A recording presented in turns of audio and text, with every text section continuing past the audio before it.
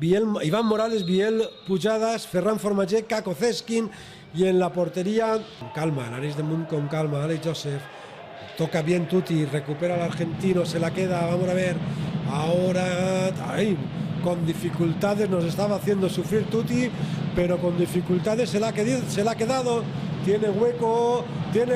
Iván, chuta Iván, rebota en las guardas de Guillem García y ahí estaba, vamos a ver cómo mueve la bola el Arenys de Munt cuando se oye Alcodiam animando en estos últimos segundos. El Arenys de Munt se la queda y Biel gol,